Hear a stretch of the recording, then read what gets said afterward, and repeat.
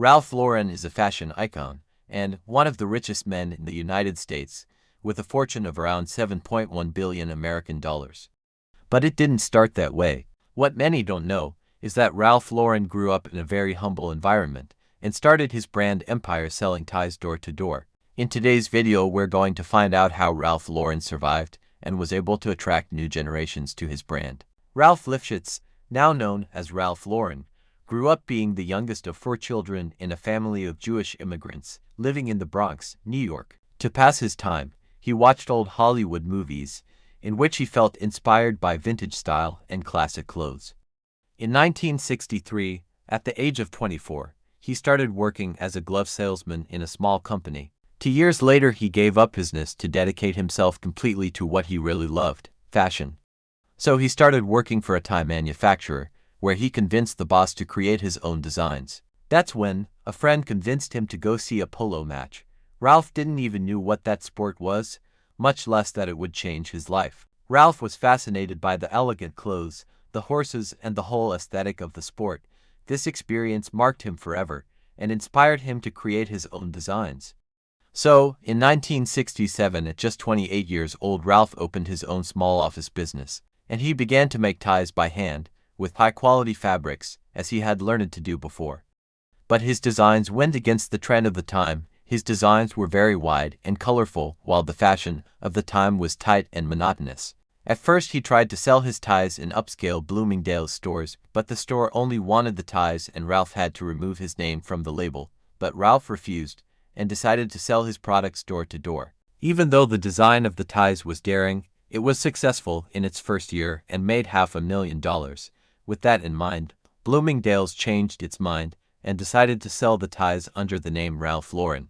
In 1968, he launched his first men's collection, called Polo, in honor of the sport that inspired it. This collection was a success and won one of fashion's most coveted awards. So he launched a collection of women's clothing with a polo player embroidered on the sleeves that would later become the logo of the brand we know today. In 1971, he opened his first independent store on Rodeo Drive in California. Shortly afterwards, in 1972, he put on sale the famous Ralph Lauren polo shirts available in 24 colors. These polo shirts are still considered very elegant today, and at the time were in fashion due to the French brand Lacoste. Polos soon became a huge success, which made Ralph become one of the most prestigious designers in the world. But not everything was perfect. The company may have grown and earned a lot, but the company had serious problems with distribution and inventory management, which led Ralph to use a large part of his savings to save the business from bankruptcy, which made him realizing that he couldn't run the company alone. So a new partner entered the company called Peter, who was a specialist in business management, who bought 10% of the company for only $6,000 at the time. Together they managed to overcome this problem and led the company to success. The brand was on the rise, being used in films by cinema superstars such as Robert Redford in The Great Gatsby, Diane Keaton in Annie Hall. In 1976, he makes history by becoming the first fashion designer to win both the Women's and Men's Coty Awards in the same year. In 1981, Ralph Lauren opens his first store in London. From there, the brand starts to sell differentiated clothing products, such as perfumes and other accessories. Ralph became a fashion star, appearing on the covers of well-known magazines such as Time, Forbes, etc.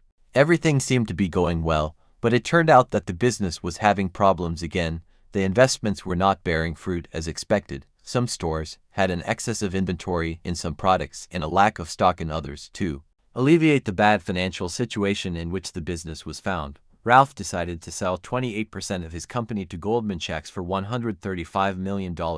3 years later, the company went public, opening its capital on the stock exchange. In the 90s, there was a new era in which Ralph Lauren had to adapt.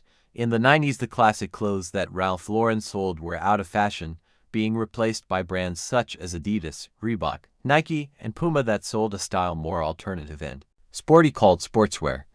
So to take advantage of the trend, Ralph Lauren launched his sport polo line in 1992, which had a great uptake in urban mod. In 2006, it became an official sponsor of Wimbledon, and in 2008 it became the official designer of the United States team for the opening and closing ceremonies of the Olympics.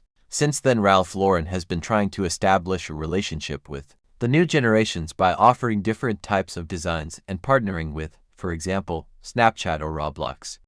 And it has worked, because its turnover has remained stable over the years even during the pandemic. In 2015, Ralph leaves the company although he remains president. In this video we saw Ralph build his company from scratch to one of the best-known brands in the world, teaching us lessons such as never give up, be the best at what you do, and always adapt to the current scenario.